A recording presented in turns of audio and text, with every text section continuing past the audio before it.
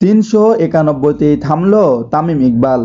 ৩৯২তম আন্তর্জাতিক ক্রিকেট ম্যাচটি খেলা হচ্ছে না আর। অনেক আলোচনা, সমালোচনা ও গুঞ্জনের মধ্যে নিজের অফিসিয়াল ফেসবুক পেজে অবসরের বিষয়টি খোলাসা করেছে তামিম। ক্রিকেট বোর্ডের প্রধান নির্বাচক লিপু জানিয়েছিলেন, চ্যাম্পিয়ন্স ট্রফিতে তামিমের খেলার বিষয়টি ১১ তারিখের মধ্যে সমাধান হবে। সমাধান হয়েছে, তবে ফেরার নয়, অবসরের সমাধান টেনেছেন তামিম ইকবাল। নিজের ফেসবুক পেজে লম্বা একটি পোস্টের মাধ্যমে জানিয়েছেন তিনি আর আন্তর্জাতিক ক্রিকেটে ফিরছেন না।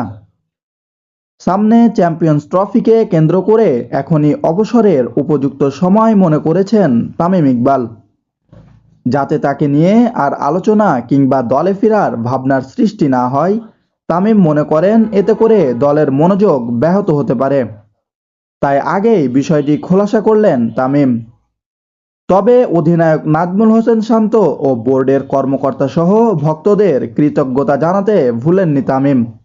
অধিনায়ক শান্ত ও নির্বাচক কমিটির প্যানেল সহ ভক্তরা চেয়েছিলেন তামিম আবারও আন্তর্জাতিক ক্রিকেটে ফিরে আসুক, তবে তামিম নিজের মতামতকে প্রাধান্য দিয়েছে।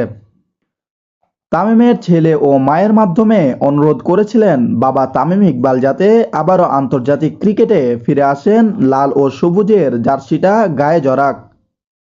কিন্তু অবসরের সিদ্ধান্তকে সম্মান জানিয়ে আন্তর্জাতিক ক্রিকেটে ইতি টানলেন তামিম।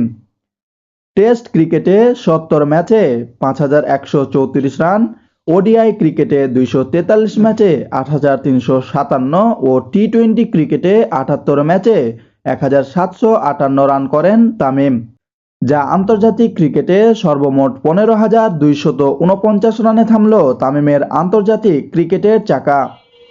তামিমের অবসরের সিদ্ধান্তে আপনার কি মতামত জানিয়ে দিন কমেন্ট বক্সে। Abdur Rahman, P sports.